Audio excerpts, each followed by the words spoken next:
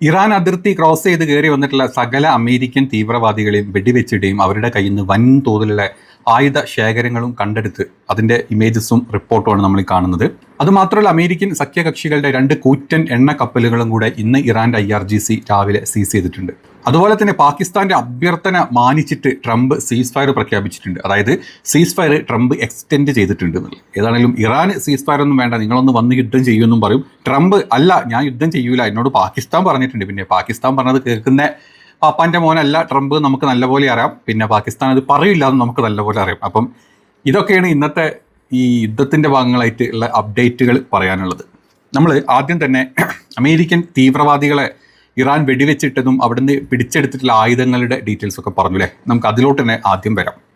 എന്തുകൊണ്ട് ഞാൻ ഈ പറഞ്ഞ ആളുകൾ അമേരിക്കൻ തീവ്രവാദികളാക്കി എന്നുള്ളത് നിങ്ങൾ ചിന്തിക്കുന്നുണ്ടാവും. ഇത് ഇറാൻ്റെ പ്രവിശ്യന്നാണ് കഴിഞ്ഞ ദിവസം ഏകദേശം ഒരുപാട് തീവ്രവാദികളെ പരിപാടി തീർക്കുകയും ചെയ്തു. കൂട്ടത്തിൽ അവർക്ക് കിട്ടിയിട്ടുള്ള, അവരുടെ കയ്യിൽ നിന്ന് കിട്ടിയിട്ടുള്ള ആയുധ ശേഖരങ്ങൾ വളരെ വലുതാണ്. അപ്പം പാകിസ്ഥാൻ അതിർത്തിയിൽ നിന്ന് ഇറാൻ അതിർത്തി നുഴഞ്ഞു കയറുന്നതിൻ്റെ ഇടക്കാണ് ഇവരെ പിടിച്ചിട്ടുള്ളത്. ഇവരുടെ ലക്ഷ്യം പലതായിരിക്കാം. ചിലപ്പം ഇറാനിലെ പ്രവിശ്യകളിലോട്ടും അതുപോലെ തന്നെ ഇറാൻ ബലൂച്ചി പ്രവിശ്യകളിലോട്ടും കയറാനാണ് ഇവർ ശ്രമിച്ചതും. ഇറാൻ്റെ അകത്ത് പ്രശ്നങ്ങൾ ഉണ്ടാക്കുക, ആഭ്യന്തര കലാപം ഉണ്ടാക്കുക എന്നുള്ളതാണ് ഇവരുടെ ഉദ്ദേശം എന്നാണ് IRGC ഇപ്പം പുറത്തോട്ട് വിട്ടിട്ടുള്ളത്, അല്ലെങ്കിൽ ഇറാൻ്റെ സേന പുറത്തോട്ട് വിട്ടിട്ടുള്ളത്. ഈ അമേരിക്ക അധിനിവേശം നടത്തുന്ന ഏത് രാജ്യങ്ങൾ നിങ്ങൾ എടുത്തു കഴിഞ്ഞാലും ആദ്യം നേരിട്ടൊരിക്കലും അമേരിക്ക ഒരു യുദ്ധത്തിനോട് തുടക്കത്തിൽ പോകാറില്ല. പകരം അവിടെ ആഭ്യന്തര പ്രശ്നങ്ങൾ ഉണ്ടാക്കുക, മറ്റു രീതിയിലുള്ള തീവ്രവാദ പ്രശ്നങ്ങൾ ഉണ്ടാക്കുക, അങ്ങനെ ഇന്റേണലി ആ രാജ്യം ഭരിക്കുന്ന ആളുകളെ തളർത്തിയതിനു ശേഷമാണ് അമേരിക്ക അങ്ങോട്ട് അധിനിവേശം ചെയ്യാറുള്ളത്. അത് നമ്മൾ കാലങ്ങളായിട്ട് അല്ലെങ്കിൽ പതിറ്റാണ്ടുകളായിട്ട് നമ്മൾ കാണുന്ന കാര്യങ്ങളാണ്. ഇപ്പം 1980കളിൽ അമേരിക്ക അൽഖ്വയ്ദ വരെ അമേരിക്ക ഉണ്ടാക്കി. അതല്ലെങ്കിൽ ഈ അഫ്ഗാൻ USSR യുദ്ധം നടന്നുകൊണ്ടിരിക്കുന്ന സമയത്ത് അവിടെ അൽഖ്വയ്ദനെ ഉണ്ടാക്കി USSRനെ തകർക്കുക, അത് റഷ്യനെ തകർക്കാനായിരുന്നു അമേരിക്കയുടെ അന്നത്തെ പ്ലാന്. അങ്ങനെ ഉണ്ടാക്കിയിട്ടുള്ള അൽഖ്വയ്ദനെ തകർക്കാൻ വേണ്ടിയിട്ട് അവസാനം അമേരിക്ക ഈ പറഞ്ഞ രാജ്യത്തിന്, പ്രത്യേകിച്ച് അഫ്ഗാനിസ്ഥാൻ എന്ന് പറഞ്ഞ രാജ്യത്തിന് താലിബാൻ്റെ കയ്യിൽ നിന്ന് പിടിച്ചെടുക്കണം, അൽഖ്വയ്ദൻ്റെ കയ്യിൽ നിന്ന് അവരെ വിട്ടുകൊടുക്കണം എന്നുള്ള രീതിയിൽ അങ്ങോട്ട് കയറി അവിടെ അധിനിവേശം നടത്തി അവർക്ക് എടുക്കേണ്ടതൊക്കെ എടുത്ത് കൊല്ലേണ്ടവരൊക്കെ കൊന്ന് അതിനുശേഷം അതേ താലിബാൻ്റെ കയ്യിൽ തന്നെ ആ രാജ്യം ഇട്ടുകൊടുത്ത് ഒന്നുമല്ലാത്ത അവസ്ഥയിലോട്ട് ആക്കി നമ്മൾ കണ്ടിട്ടുണ്ട്. അത് കഴിഞ്ഞിട്ട് 2000കളിലോട്ട് വന്ന സമയത്ത് ISISനെ ക്രിയേറ്റ് ചെയ്ത് ISISന് ഫണ്ട് ചെയ്തിട്ട് ഇറാഖ് അധിനിവേശത്തിൻ്റെ തുടക്കം അവർ കുറിച്ചു. അങ്ങനെ ഇറാഖിനെ പിടിച്ചെടുക്കുന്നതിന് മുമ്പായിട്ട് അമേരിക്ക ഉണ്ടാക്കിയിട്ടുള്ള അമേരിക്ക ഫണ്ട് ചെയ്തിട്ടുള്ള ഭീകര സംഘടന ISIS.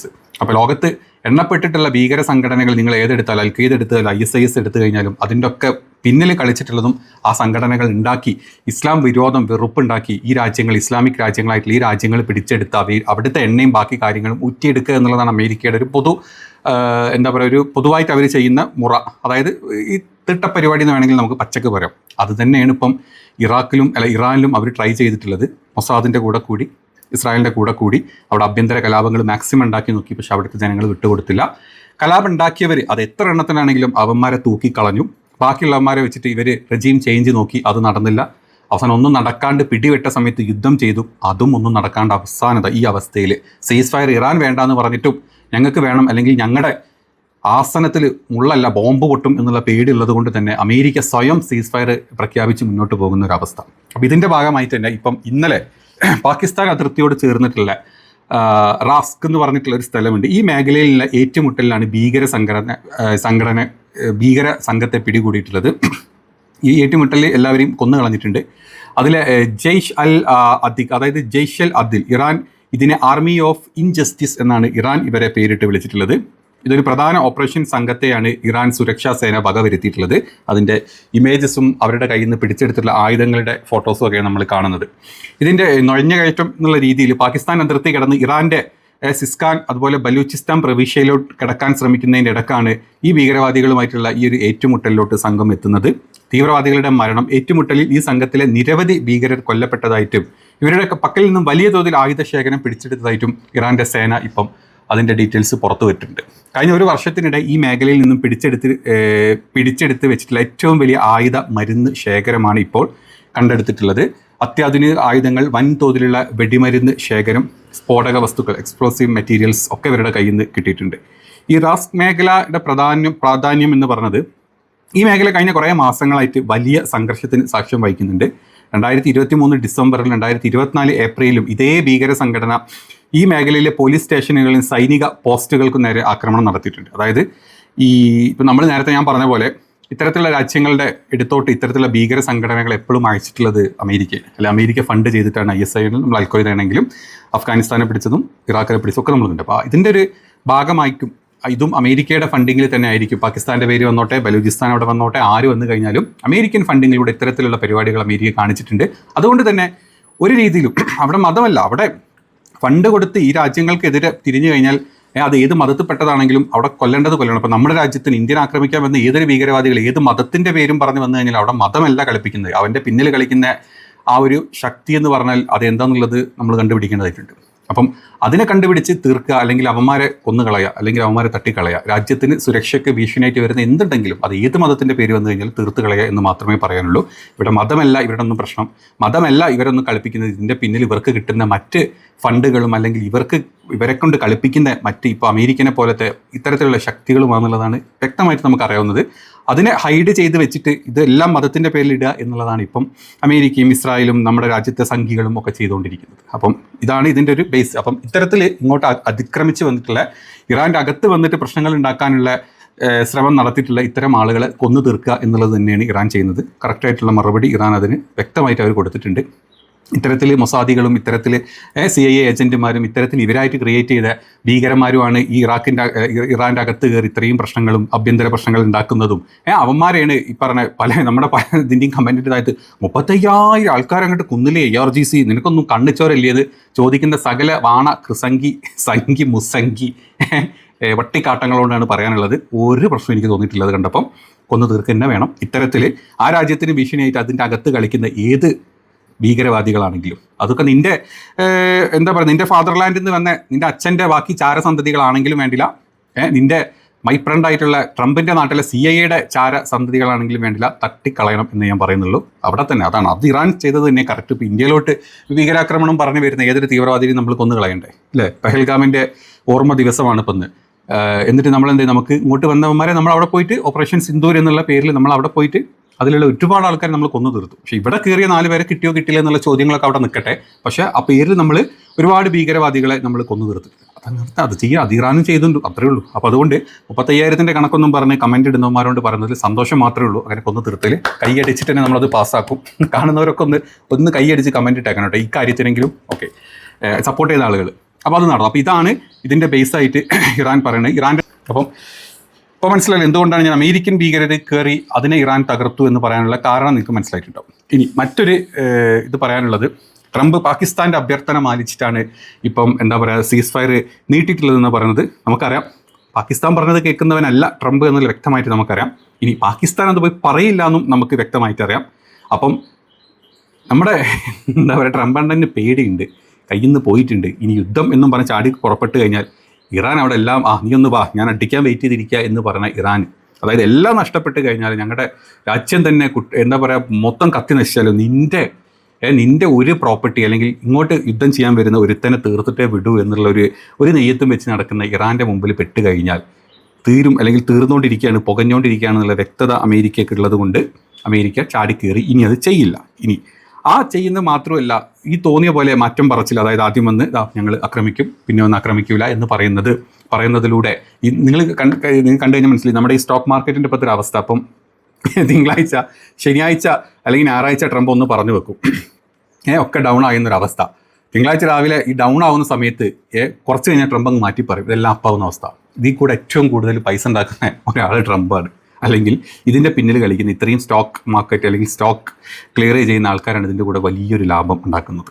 കൂട്ടത്തിൽ നഷ്ടപ്പെടുന്ന ആളുകൾ ഒരുപാടുണ്ട്, ഇതിൽ പോയി പെടുന്നവർ. അതല്ലാണ്ട് ഇത്തരത്തിൽ പൈസ ഉണ്ടാക്കാൻ നല്ല പോലെ ട്രംപിനറിയാം, ട്രംപ് അത് ചെയ്യുന്നുണ്ട്. ഇനി അമേരിക്കയുടെ യുദ്ധം ചെയ്തിട്ടുള്ള പൈസ പോകുന്നത് ട്രംപിൻ്റെ പ്രശ്നമല്ല, അത് അവിടുത്തെ ആൾക്കാർ നികുതി കൊടുത്തുണ്ടാക്കിയ പൈസ അല്ലേ, അത് കുറച്ചൊക്കെ പോയാലും ട്രംപിൻ്റെ ബിസിനസ് കൂട്ടത്തിൽ നല്ല രീതിയിൽ വികസിപ്പിക്കുന്നുണ്ട്. പിന്നെ ഇസ്രായേലിൻ്റെ അതായത് ചെകുത്താന്മാരുടെ ഒരു പിൻകളി, അവർക്ക് ഇറാനെ തീർക്കണം, മുസ്ലിം രാജ്യത്തിനെ തീർക്കണം എന്നുള്ള ചിന്ത, അതിന് അവന്മാർ ചെയ്യുന്ന ബ്ലാക്ക് മെയിലിംഗ് പരിപാടികളും അവന്മാർ ചെയ്യുന്ന ഫണ്ടിങ്ങും കാര്യങ്ങളൊക്കെ മറ്റൊരു സൈഡിൽ വേറെ. ഈ 2 കാര്യങ്ങളാണ് ഇപ്പം യുദ്ധം വേണോ വേണ്ടോ എന്ന് ചിന്തിക്കുന്നത്. എന്താണെങ്കിലും യുദ്ധം ചെയ്യാനാണെങ്കിലും യുദ്ധം ചെയ്യാനല്ലെങ്കിലും ഇറാൻ്റെ കാര്യം സ്ട്രോങ് ആണ്. ഇറാൻ കാര്യങ്ങളെല്ലാം സ്ട്രോങ് ആയിട്ടാണ് മുന്നോട്ട് കൊണ്ടുപോകുന്നത്. അപ്പോൾ ഇതാണ് ഒരു എന്താ പറയുക സീസ് ഫയറിനെ പറ്റി ഞാൻ മനസ്സിലാക്കിയിട്ടുള്ള കാര്യം. ഇനി അതല്ലാണ്ട് ഇന്ന് ഒമാൻ അതിർത്തിയിൽ വെച്ചിട്ട് 2 അമേരിക്കൻ സഖ്യകക്ഷികളുടെ അല്ലെങ്കിൽ കപ്പലുകൾ ക്രൂഡ് ഓയിൽ നിറച്ചു കൊണ്ടുപോകുന്ന 2 കപ്പലുകളാണ് ഇറാൻ ഇന്ന് സീസ് ചെയ്ത് തിരിച്ചയച്ചിട്ടുള്ളത്. അതായത് ഒമാൻ്റെ വടക്ക് കിഴക്കൻ 15 നോട്ടിക്കൽ മൈൽ അകലെ വെച്ചിട്ട് ഒരു കണ്ടെയ്നർ കപ്പലിന് നേരെയാണ് ഇറാൻ്റെ IRGC വെടിയുയർത്തിയിട്ടുള്ളത്. റേഡിയോ മുന്നറിയിപ്പുകളൊന്നും നൽകാതെ IRGC ഗൺ ബോട്ട് വെച്ചിട്ടാണ് അല്ലെങ്കിൽ വെടിവെപ്പും കാര്യങ്ങളൊക്കെ നടത്തിയിട്ടുള്ളത്. അതല്ലാണ്ട് മറ്റു രീതിയിലുള്ള സന്ദേശങ്ങളല്ല, നേരിട്ട് നമുക്കറിയാം ചെറിയ മറ്റേ സാധനങ്ങളുണ്ടല്ലോ, ബോട്ടുകളും കൊണ്ടുപോയിട്ടാണ് ഇറാൻ അവന്മാരെ തകർത്തത്. അതായത് ഓൾറെഡി അവിടെ പറഞ്ഞിട്ടുണ്ട് ഇറാൻ ഇതിൽ കൂടെ ഇത്തരത്തിലുള്ള കപ്പലുകൾ ക്രോസ് ചെയ്താൽ ഞങ്ങൾ ആക്രമിക്കും. ഇറാൻ അത് ആക്രമിക്കുകയും ചെയ്തിട്ടുണ്ട്. ഇനി കപ്പലിൻ്റെ ബ്രിഡ്ജ് ഭാഗത്തിന് കൃത്യമായിട്ടുള്ള നാശനഷ്ടങ്ങൾ സംഭവിച്ചിട്ടുണ്ട്. ആളപായം ഒന്നും റിപ്പോർട്ട് ചെയ്തിട്ടില്ല ഇതുവരെ. കംപ്ലീറ്റ് ഡെക്ക് കാര്യങ്ങളെല്ലാം തകർത്ത് കളഞ്ഞിട്ടുണ്ട് ഇറാൻ്റെ ആക്രമണത്തിൽ എന്നുള്ള റിപ്പോർട്ടുകളാണ് മുന്നോട്ട് വന്നിട്ടുള്ളത്. ആവർത്തിച്ചിട്ടുള്ള മുന്നറിയിപ്പുകൾ അവഗണിച്ചതിനാലാണ് സമുദ്ര നിയമം നടപ്പാക്കിയതെന്ന് ഇറാൻ പറഞ്ഞിട്ടുണ്ട്. അതായത് പലവട്ടം ഞങ്ങൾ പറഞ്ഞിട്ടുണ്ട്, ഞങ്ങൾ വാർണിംഗ് കൊടുത്തിട്ടുണ്ടായിരുന്നു, എന്നിട്ട് അതിനെ അവഗണിച്ച് പോയതുകൊണ്ടാണ് ഞങ്ങൾ ആക്രമിച്ചത് എന്നാണ് ഇറാൻ്റെ IRGC മുന്നറിയിപ്പ് പറഞ്ഞിട്ടുള്ളത്. എണ്ണ ഉൽപ്പാദനത്തിനോട് വിട പറയുക, അതായത് അമേരിക്ക ഇറാനെ ആക്രമിച്ചാൽ ഞങ്ങളുടെ മണ്ണോ വിഭവങ്ങളോ വിട്ട് നൽകേണ്ടി വന്നു കഴിഞ്ഞാൽ, മേഖലയിലെ എണ്ണ ഉൽപ്പാദനം നിർത്തിവെക്കേണ്ടി വരുന്നൊരവസ്ഥ വന്നു കഴിഞ്ഞാൽ ഈ ലോകത്തിന് മൊത്തം അത് നല്ല രീതിയിൽ പണി കിട്ടും എന്ന് നമുക്കെല്ലാവർക്കും അറിയാം, നമ്മൾ കണ്ടുകൊണ്ടിരിക്കുന്നുണ്ട്. അപ്പം ഈ വെടിനിർത്തലിന് ശേഷം ശത്രു ഇറാൻ മണ്ണിൽ ഏതെങ്കിലും തരത്തിൽ ആക്രമണം നടത്തി കഴിഞ്ഞാൽ, ഇപ്പോൾ ഈ സീസ്ഫയർ പറഞ്ഞതിൻ്റെ ഭാഗമായിട്ട് ഏതെങ്കിലും രീതിയിൽ ഇറാനെ ഇനി ആക്രമിക്കാനാണ് പരിപാടിയെങ്കിൽ കൃത്യമായിട്ടുള്ള മറുപടി അതിന് ഞങ്ങൾ നൽകും എന്നും കൂടെ ഇറാൻ ശക്തമായിട്ടുള്ള ഒരു മുന്നറിയിപ്പ് പറഞ്ഞിട്ടുണ്ട്. പിന്നെ മറ്റൊരു വാർത്ത പറയാനുള്ളത്, ഇന്നലെ ട്രംപ് ഒരു പോസ്റ്റ് ചെയ്തിരുന്നു. അതായത് കുറേ ഇറാനിയൻ ലേഡീസ് ആണെന്നും പറഞ്ഞിട്ട് കുറേ മോഡൽസിൻ്റെ ഒക്കെ ഫോട്ടോസ് എടുത്തിട്ടിട്ട് ഇവർ 8 പേരിട്ട് ഈ 8 പേരെ ഇറാൻ തൂക്കിലേറ്റാൻ വേണ്ടി നിൽക്കുകയാണ്. ഇറാൻ ഭരണത്തിനെതിരെ സംസാരിച്ചതിന് അല്ലെങ്കിൽ റജീമിനെതിരെ സംസാരിച്ചതിന് അങ്ങനെ ഒരു ന്യൂസ് നിങ്ങൾ കണ്ടിട്ടുണ്ടാവും. അപ്പം അത് ഫേക്ക് ന്യൂസ് ആണ് എന്ന് വ്യക്തമായിട്ട് ഇറാൻ്റെ IRGC, ഇറാൻ ജുഡീഷ്യറി ഡിനൈഡ് ആ ഒരു post. 8 women were at risk of execution after US President Donald Trump has requested clemency on their behalf, calling it fake news ആയിട്ട് പറഞ്ഞിട്ടുണ്ട്. കാരണം ഇറാനെതിരെ അല്ലെങ്കിൽ ഇറാൻ റജീമിനെതിരെ സംസാരിക്കുന്ന ആളുകൾ അല്ലെങ്കിൽ നമ്മൾ കണ്ടു അവന്മാർക്കൊക്കെ എന്താ സംഭവിച്ചിട്ടുള്ളത്. അതായത് രാജ്യദ്രോഹിയായിട്ട് വരുന്ന ആളുകൾക്ക് എന്താണ് സംഭവിച്ചിട്ടുള്ളത് കഴിഞ്ഞു. ബാക്കിയുള്ള അതായത് ഈ CIAയുടെയും മൊസാദിൻ്റെയും നമ്മൾ പറഞ്ഞ ഇത്തരത്തിലുള്ള ഭീകരർ അവിടെ കാണിച്ചു കൂട്ടുന്ന പരിപാടികളാണിത്. അപ്പം അവന്മാരെ തൂക്കിയിട്ടുണ്ട്. അതല്ലാണ്ട് ഫേക്ക് ന്യൂസുകൾ അടിച്ചുവിടുക എന്നുള്ളതാണ് ട്രംപ് ചെന്നിമൂത്ത ചെന്നിക്കളവൻ്റെ ഒരവസ്ഥ. ചെന്നിക്കളവയുമായിട്ട് പരിപാടികളൊക്കെ കാണിക്കും. അത് ആണെങ്കിൽ ആണ് എന്ന് ഇറാൻ വ്യക്തമായിട്ട് പറയും, അതല്ലെങ്കിൽ അല്ല എന്നും ഇറാൻ വ്യക്തമാക്കി പറയും. അപ്പോൾ ഇന്നലെ വിട്ട ഫോട്ടോസിൻ്റെയും കാര്യങ്ങളൊക്കെ വെച്ചിട്ട് അത് പക്ക ഫേക്കാണ്. ട്രംപ് എന്ന കാട്ടുകള്ളൻ്റെ പക്ക എന്താ പറയുക പരിപാടികളാണെന്ന് അത് വ്യക്തമായിട്ട് ഡിനൈ ചെയ്തിട്ടുണ്ട് ഇറാൻ്റെ സൈഡിൽ നിന്ന്. പിന്നെ ഇറാനിൽ കഴിഞ്ഞ 2 ദിവസങ്ങളായിട്ട് അവിടെ എന്താ പറയുക യുദ്ധം, ഈ ഒരു സീസ്ഫയറും കാര്യങ്ങളായിട്ട് അവിടെ ആളുകൾ ആഘോഷിച്ചുകൊണ്ടിരിക്കുകയാണ്. എന്ത് വന്നാലും കുഴപ്പമില്ല, ഞങ്ങൾ ആഘോഷിക്കുന്നവരുണ്ട്. അവിടുത്തെ വനിതകളും അല്ലാത്തവരൊക്കെ റോട്ടിൽ ഇറങ്ങിയിട്ടുള്ള അവരുടെ ആഘോഷങ്ങളൊക്കെ ഒരു വഴിയോടെ നടക്കുന്നുണ്ട്. ഇതൊക്കെയാണ് ഇപ്പോൾ യുദ്ധത്തിൻ്റെ ലേറ്റസ്റ്റ് ആയിട്ട് വന്നിട്ടുള്ള ചില കാര്യങ്ങൾ. നമുക്കറിയാം അമേരിക്കൻ പ്രതിനിധികൾ ഏകദേശം എല്ലാം ഇസ്ലാമാബാദിൽ എത്തിയിട്ടുണ്ട്. ഇറാൻ എത്തുന്നതിനെ പറ്റി എത്തൂലെന്ന് പോലും അറിയില്ല. ഒരു അവസ്ഥ ആലോചിക്കണം, അമേരിക്കക്കാർ ഇറാനെ വെയിറ്റ് ചെയ്തിരിക്കുക. നമ്മൾ കഴിഞ്ഞ മീറ്റിങ്ങിൽ ഇത് തന്നെയായിരുന്നു അവസ്ഥ. ആര് വരൂല എന്ന്. ഇപ്പം വരൂല എന്ന് ഇവർ പറഞ്ഞിട്ടും അവിടെ പാവം ഒന്ന് വന്ന് ഞങ്ങളെടുത്ത് ഒരു മീറ്റിംഗ് നിങ്ങൾ ചെയ്യുമെന്നും പറഞ്ഞിട്ട് അമേരിക്കൻ പ്രതിനിധികൾ, JD Vance ഒന്നും എത്തിയിട്ടില്ല, ബാക്കിയുള്ള ആളുകളൊക്കെ ഏകദേശം അവിടെ അങ്ങനെ വെയിറ്റ് ചെയ്ത് കാത്തു കിട്ടി കിടക്കുകയാണ് ഇറാൻ ആരെങ്കിലും ഒന്ന് വരാൻ വേണ്ടിയിട്ട്. ഏതെങ്കിലും സമാധാനത്തിലൊക്കെ ഒന്ന് അവസാനിക്കട്ടെ എന്ന് പ്രാർത്ഥിക്കാനേ നമ്മളെ കൊണ്ട് പറ്റുള്ളൂ. വേറെ എന്തെങ്കിലുമൊക്കെ അപ്ഡേറ്റ് വരികയാണെങ്കിൽ നമ്മൾ അടുത്തൊരു വീഡിയോയിൽ ചെയ്യും. മാക്സിമം ആൾക്കാർ സപ്പോർട്ട് ചെയ്യുക, ലൈക്കും ഷെയറും കമൻറ്റുകളൊക്കെ ചെയ്യുക, നിങ്ങളുടെ അഭിപ്രായങ്ങളും കാര്യങ്ങളും. പിന്നെ വേറെ എന്തെങ്കിലും മാറ്റങ്ങൾ വരുത്തണം, വേറെ കാര്യങ്ങളൊക്കെ ഉൾപ്പെടുത്തണം എന്നുണ്ടെങ്കിൽ അതും കൂടെ ഒന്ന് കമൻറ്റ് ചെയ്യുക. കമൻറ്റ് മൊത്തം ഞാൻ വായിക്കുന്നുണ്ട്. അപ്പോൾ നമുക്ക് അടുത്തൊരു വീഡിയോ അപ്ഡേറ്റിൽ കാണാം. ബൈ.